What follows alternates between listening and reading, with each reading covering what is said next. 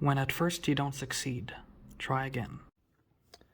Okay, so I last left off on this project back in September 19 in order to work on some newly arrived typewriters, whereby it is now November 26. So, as you would remember from the previous scene, I persevered, and this time we have success. So, as far as I can tell, one possibility could be that the previous application of JB Weld might have helped remove some of the oxidation, allowing this current bond to, well, be better. And also, I got the centering of these pieces better now. I mean, again, of course, ideally I would have been able to access those screws, so I would have been able to more properly adjust this instead of risking that shattering or breakage, which ultimately happened. But it works now. And yeah, a machine with scars is better than a machine that doesn't work at all. So, yeah, this guy should, well, of course, technically the manuals tell you to never oil these ways, but sometimes it's the only thing you can do. Or maybe ideally you'd have a way to clean these with, like, mineral spirits. But yeah, it's definitely working now. So it's reaching the extremities, and should thus be able to print said characters. And, well, you know what? Screw it. I mean, I'm gonna do this anyways. And, I mean, so long as it's a very, very light oil, and leaves you behind some PTFE, dry lubricant, and theory you could also go ahead and blow it away to displace any dirt, and now it should behave better. Yep, that's better. Okay, and yeah, I might have to do the same for this machine too. Given that, the next step is to make some replacement ribbon shields. So, yeah, typically, unless you're lucky, either your machine is going to be missing the ribbon shield or it's going to be in bad shape. Like this machine, which actually had part of its original ribbon shield, but as you can see, it was torn around the area where it typically gets torn. So where I first learned about the existence of these was from the manual for this machine. And in this case, let's say that I was too lazy to learn how to or acquire a proper PDF editor, so I instead printed them all onto single pages, wasting a lot of toner, and also messed up a few times. Yeah, so, well, at least now I have enough of these to make 6 replacement ribbon shields. So in terms of, basically the purpose of that ribbon shield is to guide the ribbon and keep it from, will also prevent the paper from getting jammed in this area as it tended to do. That would make printing rather annoying. And it also presents a hole here, that hole. Then you'd have 2 holes if you have a bichrome ribbon, in order to prevent the ribbon from smearing onto the page you were typing on. So, I might show some additional photos of what this thing originally looked like, as well as old iterations. But yeah, this guy's now going to be retired. Basically, since I didn't really have the materials to make a proper ribbon shield, I made one improvised with some 20 gauge wire. So you can see this here helps to hold at the bottom and at the top. And now I did have to be very careful to ensure that there was enough space here so that you could actually get a full impression. Still be finicky and sometimes get stuck. But yeah, now it's time to take it out. And finally, make a brand new one. And I'll do that with the help of this stuff I got from the grocery. just simple aluminum baking tray. Originally had a rather crumpled one, but once I found myself heading to the grocery, just took the opportunity to get that one, which was basically about as good as it gets in terms of nice and flat real estate. Another good thing is that from this manual, which was posted on Richard Pult's site, if you print this out to the full size, it is in fact to the exact same scale as a real thing, and I can confirm that against this sample here, which fits nice and perfectly, well, on this side rather, yeah, here.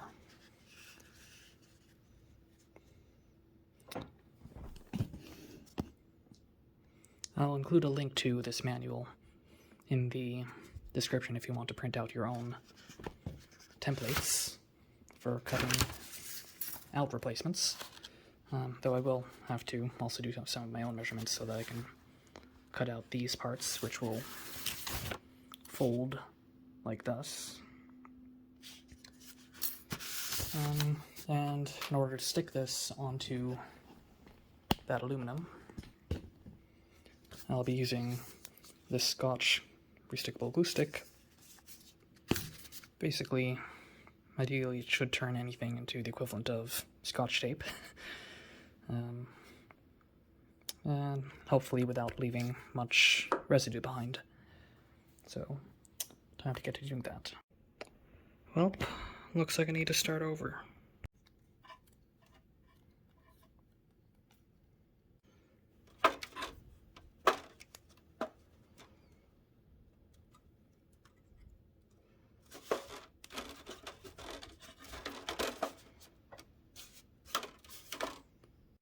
So one contributor to the difficulties of this one compared to the previous foil tray I was using is that the thickness of this guy is closer to around 0.2 millimeters, while the last one I used was closer to 0.1 or 0.12, which is closer to what was used in the original ribbon shield.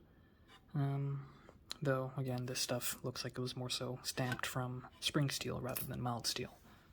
Well, aluminum, that is. So this middle hole here is the most crucial part, since if I mess this up, then the whole thing is ruined, since, yeah, it'll be very weak at this part.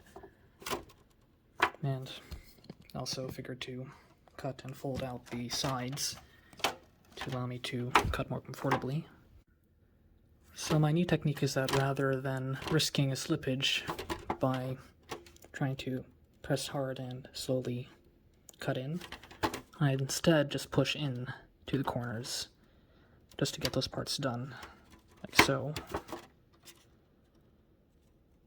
Then maybe I can carefully use a more conventional cutting motion. And of course, watch out for these sharp edges. Probably try to fold them away while you're working.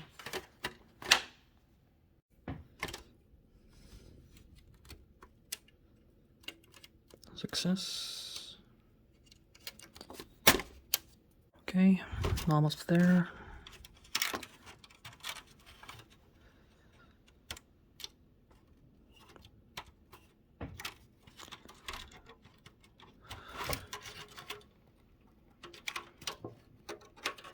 Perfect.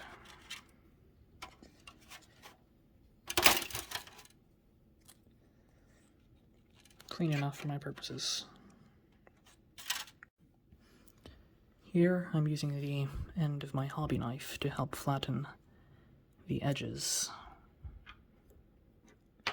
You can also use this hobby knife to help you get it a bit nice and flat, as you can see here. So I thought I was going to make 5 or 6 of these tonight, but yeah, 2 was already painful enough to make. Yeah, rather straining on the elbow, since I have to pull rather hard and press rather hard in this direction while cutting in this direction. Now, one thing is, in order to bond those folds, I originally wanted to, and also this ribbon guide here, I wanted to use some solder, but unfortunately, per this experiment here, solder, at least the kind that I'm using, doesn't really like to bond to aluminum. Oh, well, okay, in that case it did bond it, kind of, but if we're bonding properly, then this would have spread out. Let's see if I can actually get this guy out. Oh dear. But yeah, I'm not going to count on that kind of bond for this guy here, since I need something a lot more secure that will last long.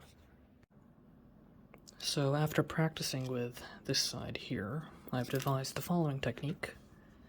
So start off just about 1/2 millimeter from the edge. That way you can account for the curvature. Then you can use a straight edge to help bend that up and over. So now that that's over, we want to, in this case I'm going to use my reference here, but that dimension is approximately, let's say, yeah, 6 millimeters.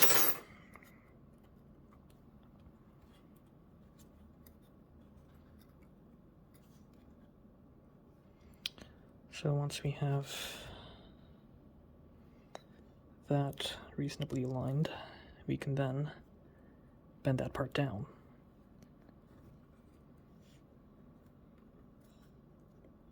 And we're basically done. And as you can see, we do match up reasonably. Matched up pretty okay on this side.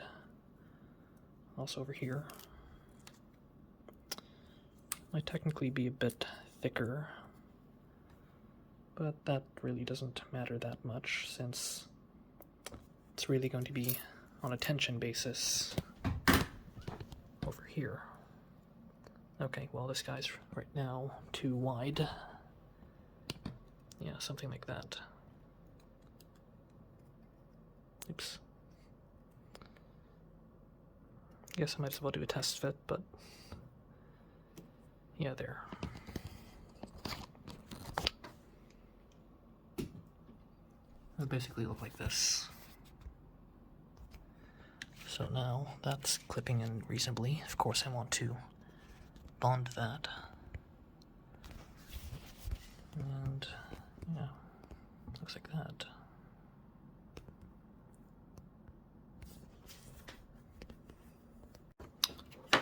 We may now carefully peel off the template. I'm just bending that up.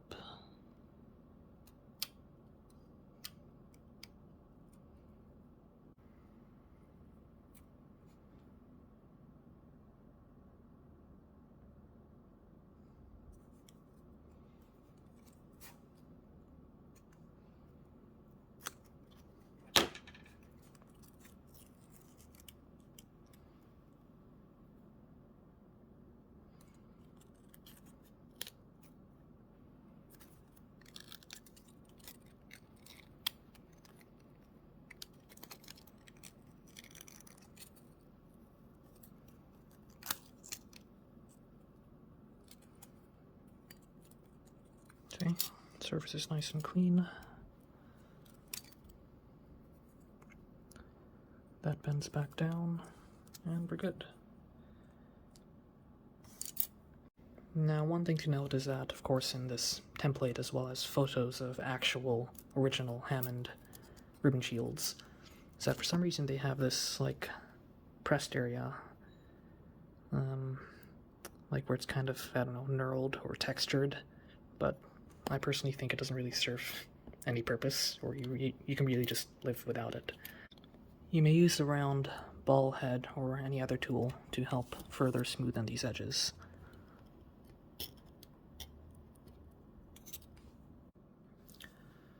So since I'm impatient, and also since JB Weld is brittle once cured, I decided that I'm just going to go ahead and bond this with some hot glue. So I have a trusty glue gun, and we just want to add small dabs here, and then carefully flatten it like this. Make it nice and flat. Then I can trim off the excess. And I'll use the same stuff to bond the actual ribbon guide here. And you can trim off the excess if you want.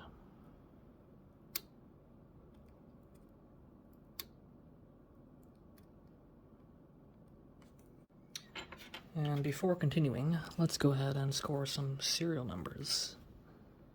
So 1 for the very first one that I made.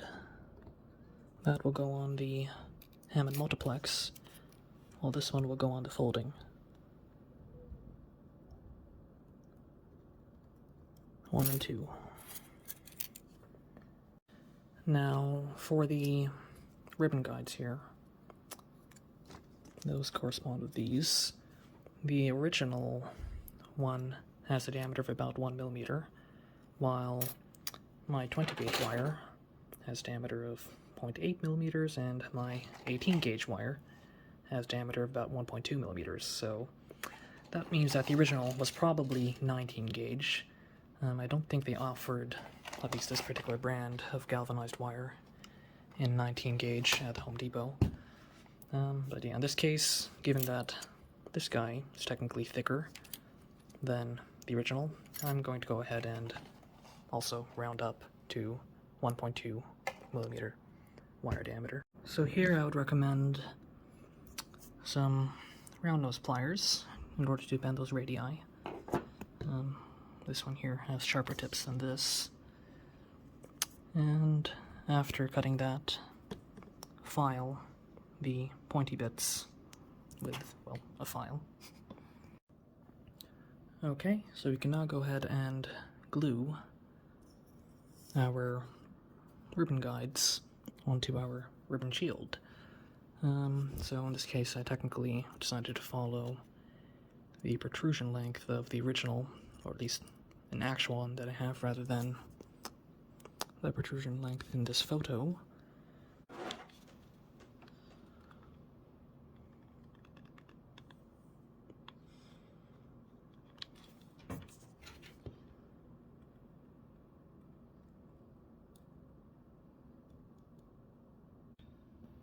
Okay, so we're effectively done. So as you can see here, things line up reasonably. Now, yeah, they're not perfect, and this hot glue doesn't provide the absolute strongest of bonds, but yeah, as long as you don't torque or tweak these too hard, then you should be good. And another thing to note is that you should only apply the adhesive or solder to this part, because you need this here to stick out a bit so that you can string the ribbon through it. Now, for actually installing said ribbon shield, let's start off with number 2, which I want to put on this guy. So, yeah, basically make sure that the width here is just slightly larger, so you can kind of very carefully bend this so that there will be a bit of tension pulling it out.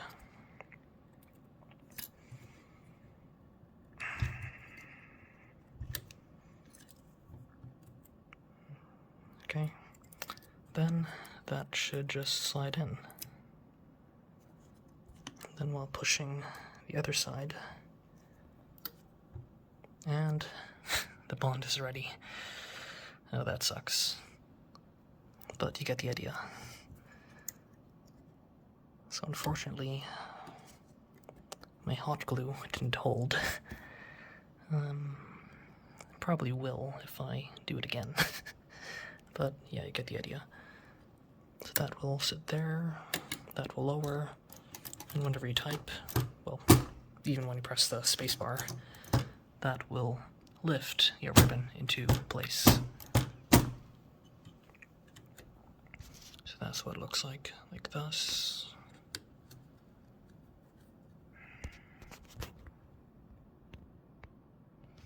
And from the other side, like thus.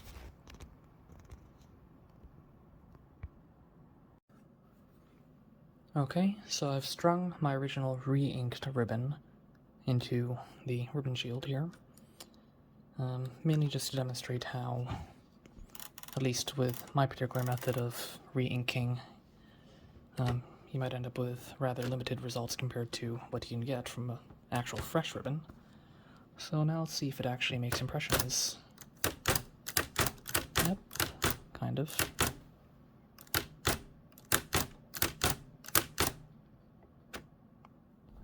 Some issues, whether or not that's specifically due to the ribbon having not been inked well there, or if it is more so an issue with the current impression strength, but hopefully it shouldn't be an issue with the new ribbon sheet. Yeah, I'd say it's just an issue with the ink. So if I were to type through an entire page, you would find that it would be pretty uneven.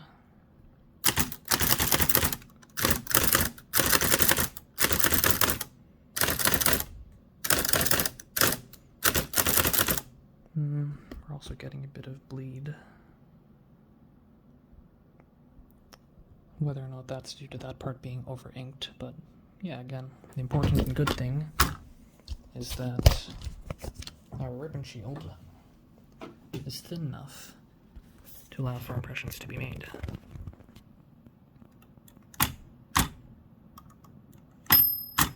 Like thus, as the hammer hits from behind.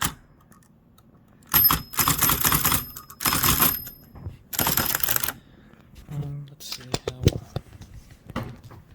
it does.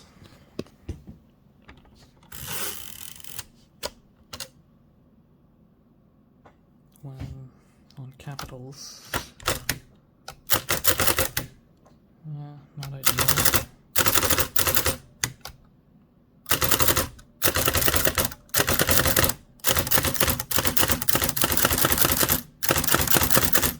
Yeah, this isn't the loudest of machines, which is good.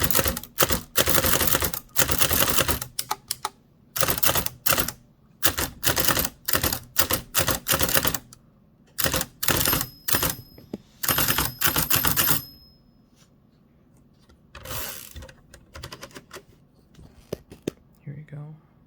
So you can see, it's pretty uneven. So, to fix that, we're going to replace my crappy re-inking job with a new ribbon. So, first, remove these covers. Now, these instructions mainly apply to these multiplex models, which are generally easier to find than earlier models like the Hammond 12 and whatnot. As you may have seen from that printout, different models use different kinds of ribbon shields. I believe these ones would have basically had this part folded down initially when it was first stamped, then it would be bent, and then bent upwards, such that it would only really be lifting the ribbon. Then they came up with this new design. Then I have no idea what's going on here, where it seems like there's nothing to hold the ribbon. That would have been, well, kind of block the text. Oh, Hammond 12. Yeah, I don't know much about the Hammond 12, so... Anyways, to remove the ribbon, and you might also notice that there's a bit of a crease here. That's because a past owner of this machine stuck a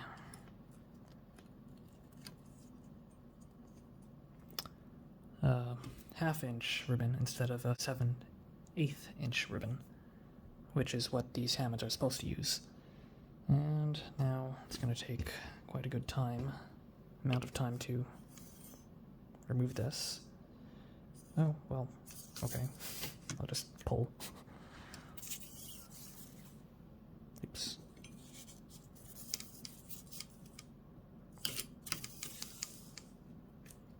And I'll have to clean up my mess. Goodness. Yeah, I had used an extremely tedious method of applying stamp ink to a little piece of sponge and gradually trying to soak the ribbon. I mean, I've seen instructions online, like where supposedly you should be able to just put a quote-unquote drop on the side and let it soak overnight after tightening the ribbon around the core very tightly. But I've had absolutely no luck with that, at least not with the kind of ink I've been using.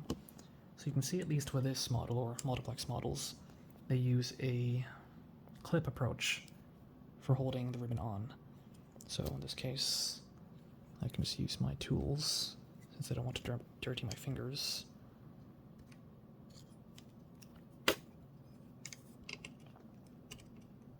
To get this clip off. Might be easier. And yeah, this core also comes off, as you can see. And okay, so yeah, just pull it off, and then you're good.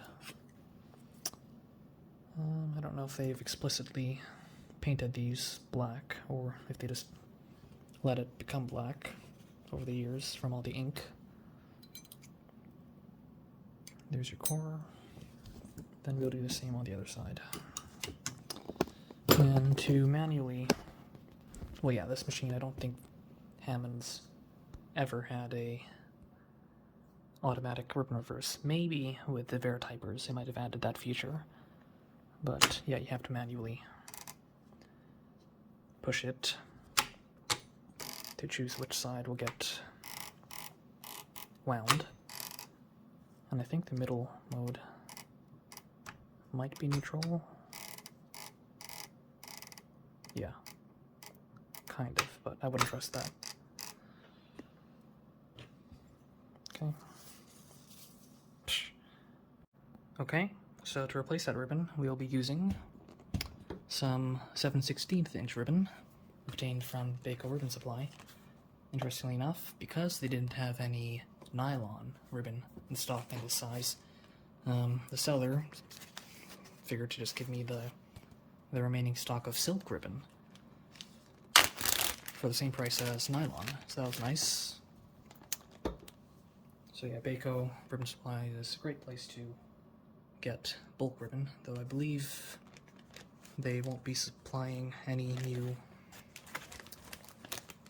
silk ribbon due to supply issues or something. So let's see, yep, that's our end. Now, generally, in order of blotchiness versus nice, fine, and sharp print quality, you'd go from cotton to nylon, and then finally silk. And yeah, of course, silk will be more costly, but yeah, this is probably the perfect thing to put into a Hammond in terms of print quality, both because of the fact that you have a constant impression force thanks to this hammer mechanism, and silk will give you a really nice and sharp print. Okay, so we can now go ahead and wrap our ribbon around. I would have originally put it into the gap, but that actually caused me more trouble than I hoped. So, just like that.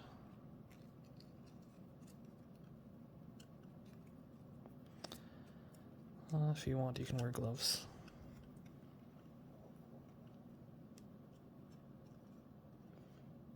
Okay. Now with some tension, we can finally apply the clip.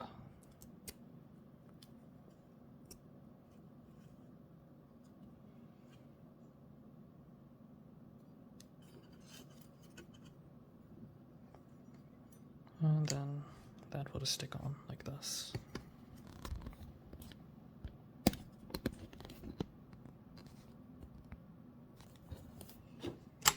And then we can begin winding.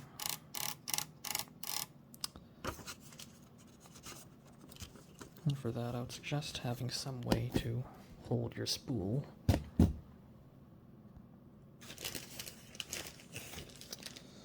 Here I will have to get my hands dirty.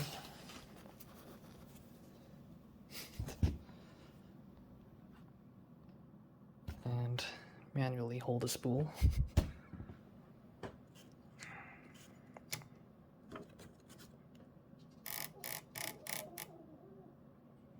That was the sound of one of my poodles snoring, if you heard that.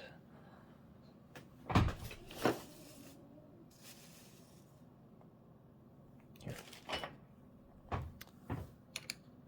So that should help us control the height. If you want, you can put a rubber band. Oh, something fell. This was a nail head that I was looking for, but ended up not needing to use. But as I was saying, there's this click here. And yeah, if you don't like that noise, then just maybe put like a rubber band to hold it up. Or, oh, there you go. Problem fixed.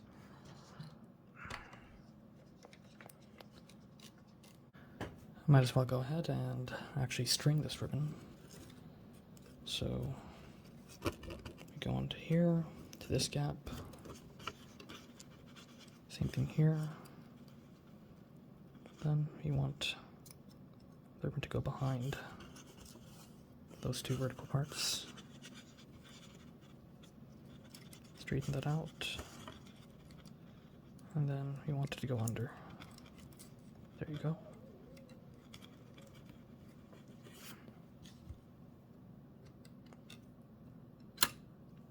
And now we can wind. And if you're like me and are too lazy to make a proper jig, in order to decrease the friction on your hold of the ribbon, you can use something round and metal.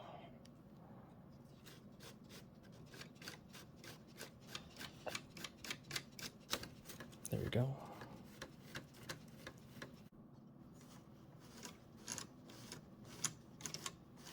Okay, so that should be just about enough ribbon. We can now go ahead and trim this. Trim it around here, maybe.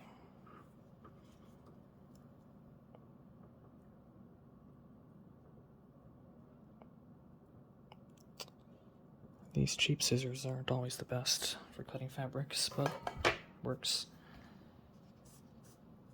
Okay. Spool covers back on.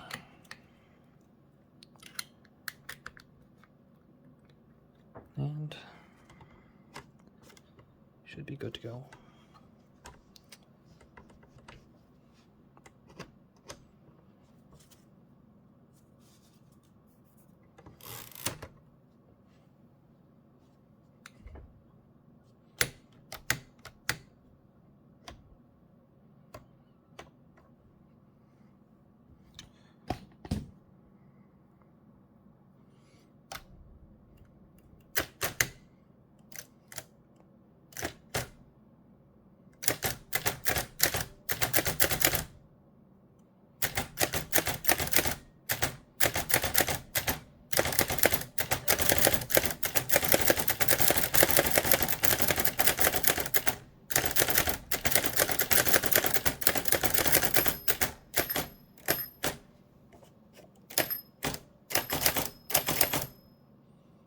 Yeah, it was blocking at the start, but it looks like it's good now.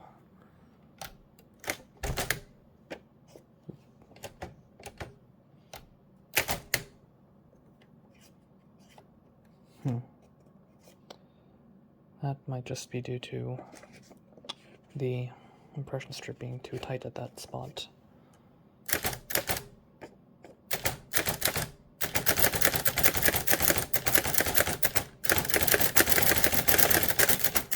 Oops.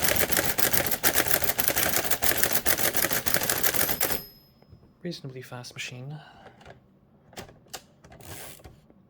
Let's see, how do those impressions look? Okay, not the best, but it's decent. At least we are no longer getting as much of the ghosting, I think. It's just that. Let me also check on the line spacing setting.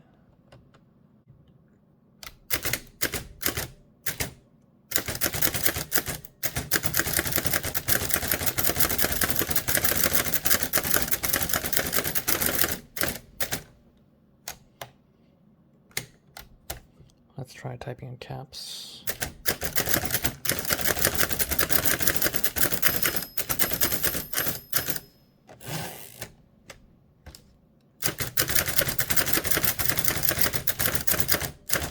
Oh. Okay, so that's an instance where we're actually not getting enough line spacing. Unless... Not sure how I attained this spacing.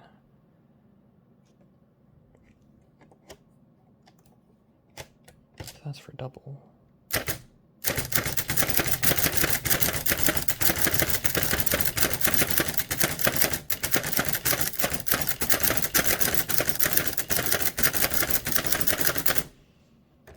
I did miss one character. That's decent. Well, I guess best I can achieve so far. And typically, as the paper goes up, I feed it in like this to help hold it upright. I don't actually know the official usage of this paper stand, but this seems the most reasonable since having to crease it through here seems a bit troublesome. Or that would, of course, force the page to come out at you, which you probably don't want, so I'll go with this simpler approach over here. And that way the page can go nice and upright. And now to do the original Hammond Multiplex. Same idea, just different ribbon. In this case it seems like it is the correct width of 7/16 inch. But yeah, it's already all dry by now.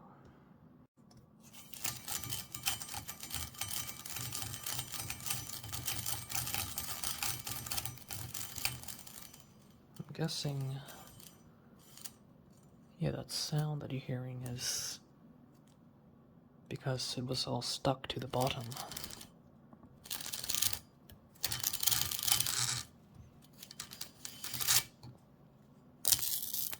Okay, anyways, on this side we can see that the original clips, at least for this model, were flat instead of curved at the ends.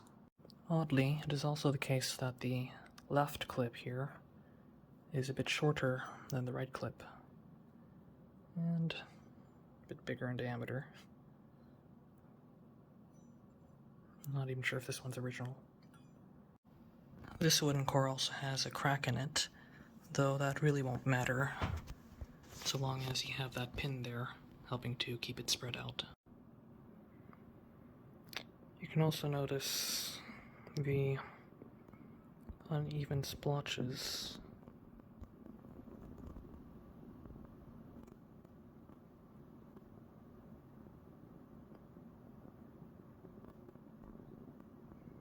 from the ink transferring between the layers. Okay, so though I now already have a ribbon as well as ribbon shield on this machine, I can't type on it just yet, since it needs what is known as an impression strip in order to protect the typeface from being damaged by the hammer here, which is, of course, a hard piece of metal, which you don't want to be directly smacking into this vulcanized rubber type shuttle. So I already, around a year ago, made one for this machine, and for that I basically just used some Gorilla Tape, nice and thick and tough, as a surface for the hammer to actually strike, and at the front some electrical tape to provide the softer surface that will go behind the paper and eventually meet the actual typeface. Now technically this is the original electrical tape I was using, at least the last remnants of it. That has already been used up. Yeah, it shouldn't really matter since most of the cushioning might actually be partly from the adhesive on this Gorilla Tape. Anyways, one thing to note is that, of course, with this machine having a wider carriage, it will require a wider impression strip. Now, also, the thing is that turns out that my electrical tape, I'm not sure if this is like a standard or industry standard width of about either 2 centimeters or 3/4, closer to 2 centimeters. Yeah, that is basically the perfect width to use with these machines. It may be different with other models of Hammond or Verityper. So, now, of course, I'm still going to have to end up with some wastage here because this guy is closer to 2 inches. Okay, so I've laid out some Gorilla Tape, and my approach here is to stick some of it to the table, assuming that the paint can handle it, and use the cutting mat itself to help hold the crease on this end. Maybe ideally I'd have used some of this tape to help hold the cutting mat here, but I guess I'm just going to use some electrical tape.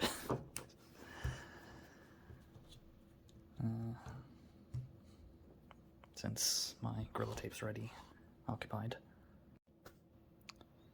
Okay, and with that, I want to measure out the width, or at least the width between the points, or, okay, well, the points, well, that's where I want the electrical tape to go. This is where I want the fold on the Gorilla Tape to go.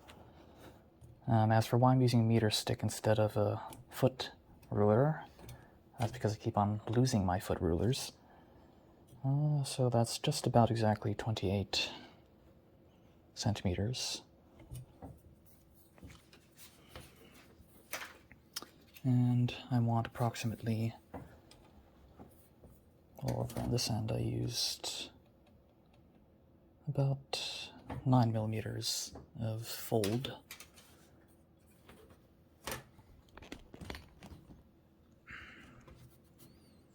So I just need to keep note of this point here. So about 28.9, or rather 29.8 total. And then I want to mark the inner portion, which is going to be about 26.6 millimeters. That's for the electrical tape. And then I'll have to basically very carefully try to get that on. It might actually be beneficial to go ahead and trim this side and fold it over so that it remains taut. Or I can use some tape to hold it in place.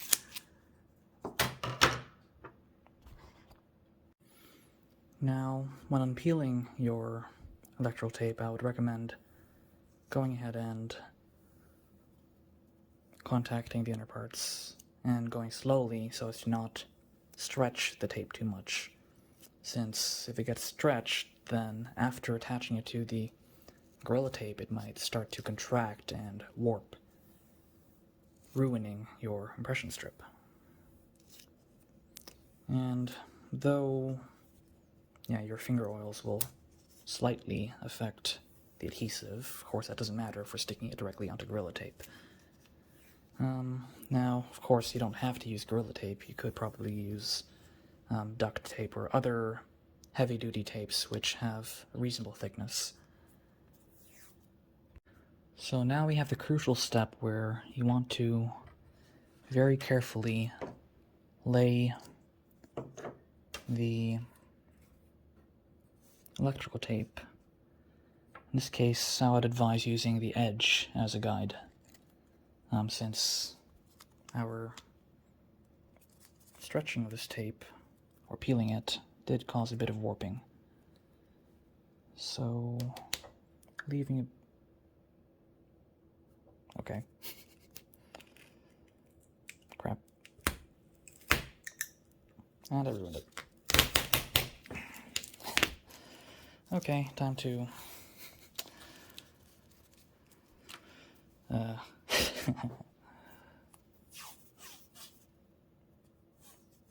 Okay, in this case, doing it quickly was reasonable. So I wanted about 26. See, as I was saying, you need to be very careful. Maybe give it a bit of time to rest so that it will contract first before you stick it.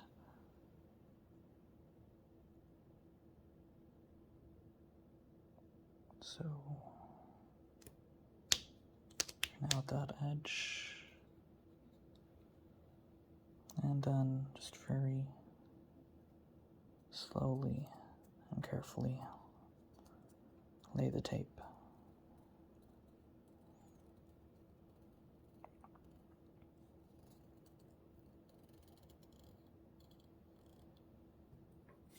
Until the point where you want to cut it. It's okay if you go a bit over your original measurement, since it's going to be covered with the folds anyways.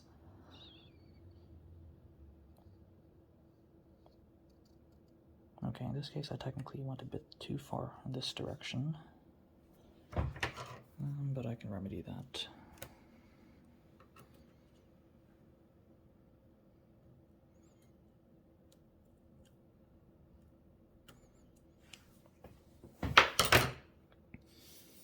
Straighten that out.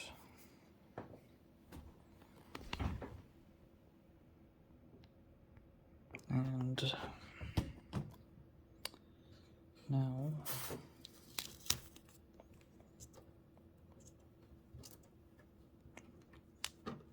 need to fix my mistake.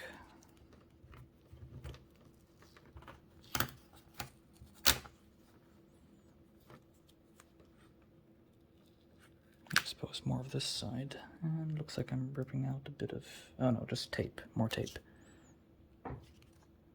Interesting. That tape must have been from my Olivetti M20 project. Anyways, actually at this point it isn't as crucial to have it all taut. So as long as you have your measurement, then you can go ahead and trim this side and then fold it over. Though it technically does help to stretch the piece out while you're actually cutting it.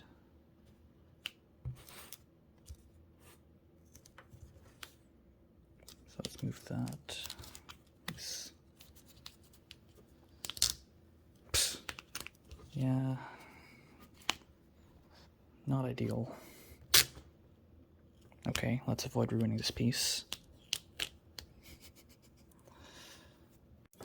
Okay, well, at least at this point, we can now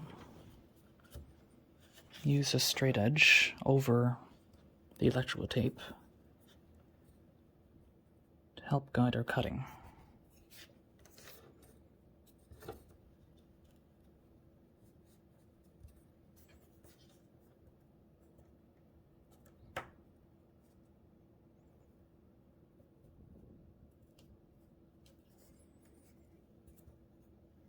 Hold that firmly.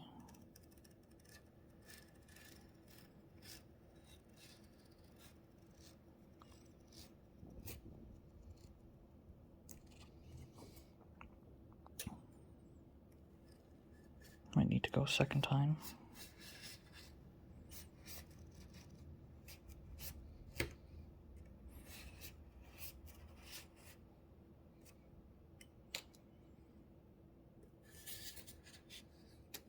Okay.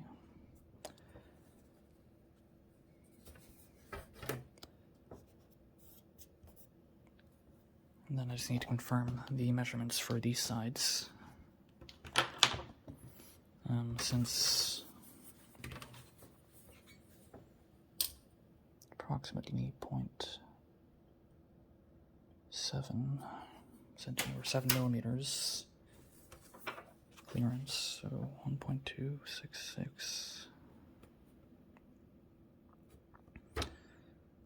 So this part at the edge will get folded over.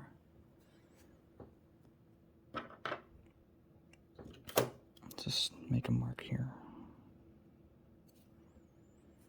So 0.7 centimeters, that is. And 0.9 over here.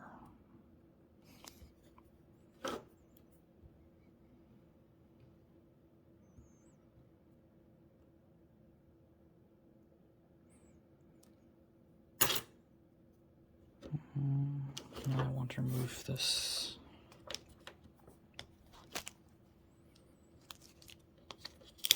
electrical tape if possible.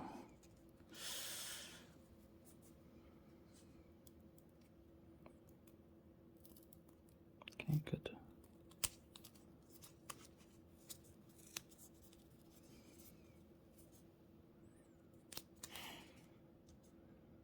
That part or piece is also kind of interfering.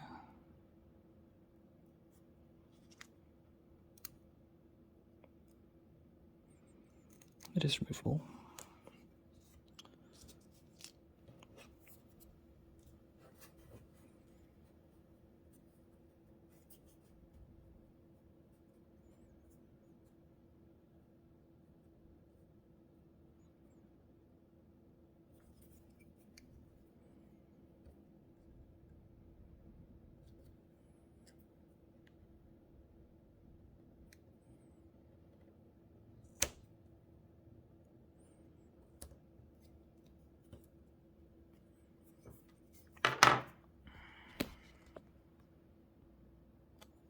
And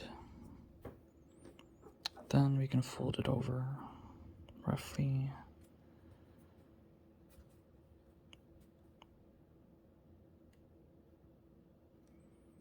around here.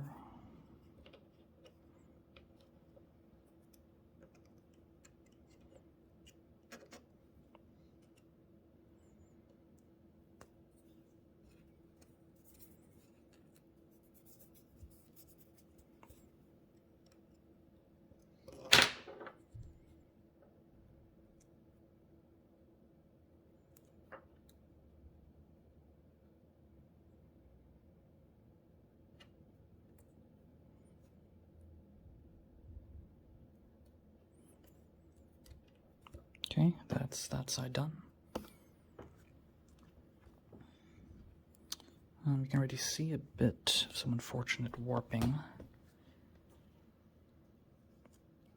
due to the contraction of the electrical tape, but hopefully it shouldn't get excessive.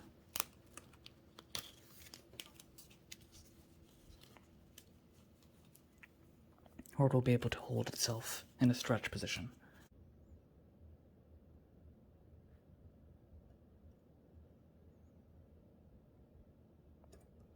I want the fold to meet that part.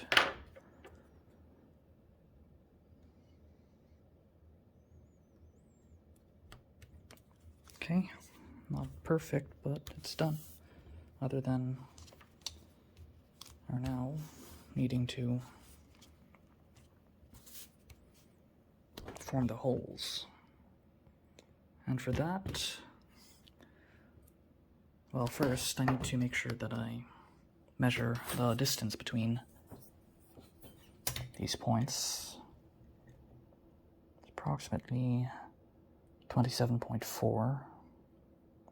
Though, I must note that these holes aren't, at least on this side, it isn't perfect.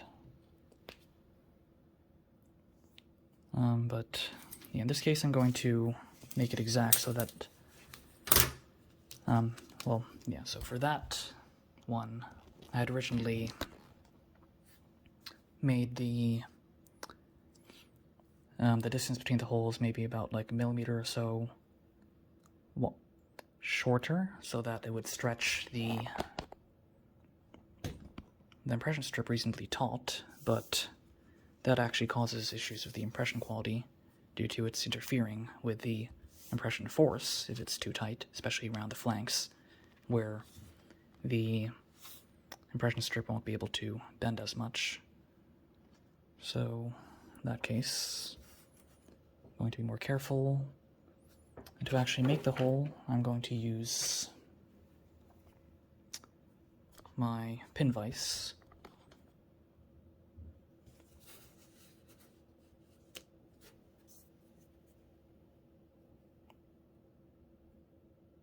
Yeah, we have enough space.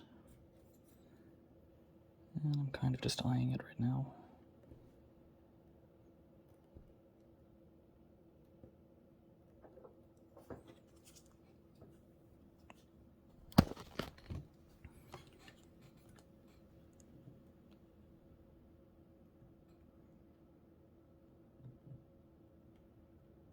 Yeah, upper one needs to be a bit lower.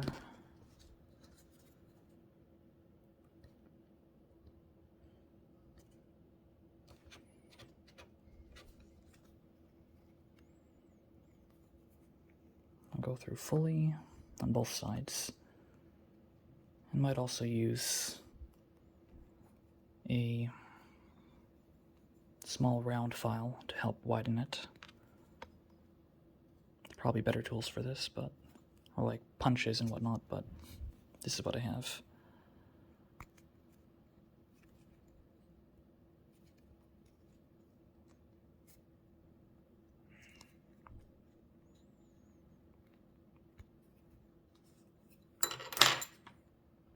And then same thing on the other side, making sure that the distance between these holes isn't too small, and also not too large.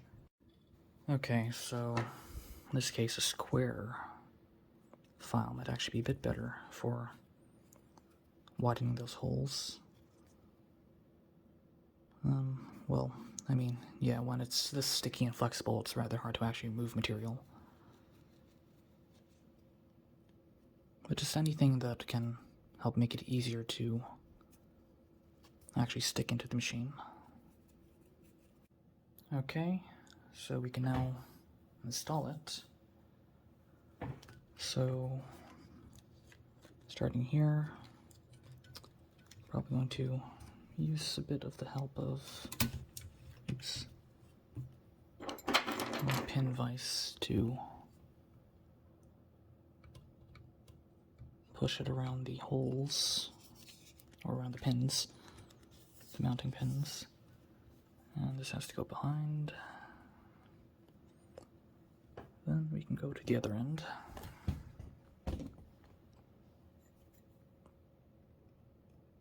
Here I've formed the holes,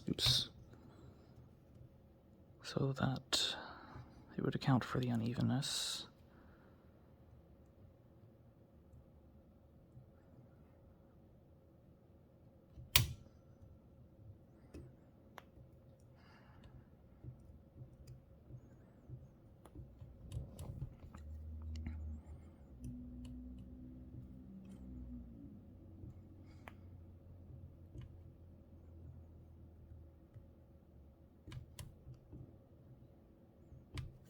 Okay, looks good. And I'd say that is reasonably, maybe just a tad too loose, but at least doesn't get in the way of the carriage's motion. And in that regard, impressions should also remain nice and strong throughout the entire width of the carriage. Though again, with this being a wider carriage, I can just put the paper near the middle. Okay, so I quickly made another impression strip, this time for the folding Hammond here, though I don't yet need to replace its existing one. But yeah, I'll keep this in storage, and in order to avoid the issue where, due to that stretch in the electrical tape, it eventually started to delaminate from all the folding and rolling, I'm going to try storing it in a partially rolled state and hold it in that position with that tension with the help of some tape. So let's say over here,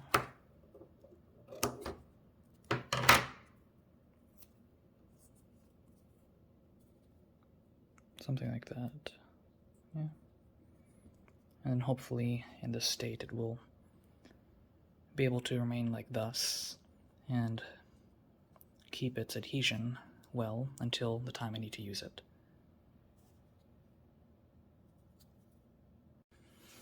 And as for one last adjustment, we had a problem with our shift lock not holding, as you can see.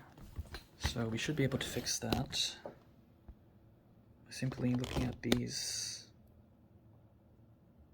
adjustment screws and lowering that shift stop a bit to allow it to catch on better.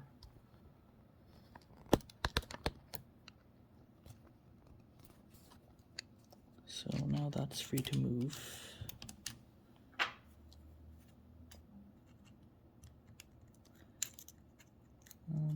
Let's see. Okay, so let's just use the shift lock itself as a guide. So hold it down as much as possible. Oops.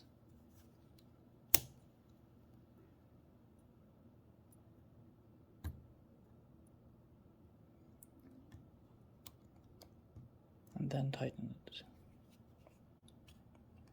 Okay, the caps lock might actually be too worn, such that it can't hold anymore.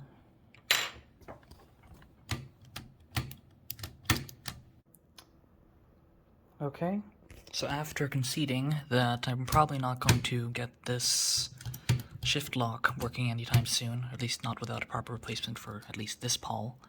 Technically this pawl might work, but so far, in the case where I got it to have a stable lock, it would stay there and you'd have to manually push the lock up in order to release it, when normally you would be able to just press in order to release it.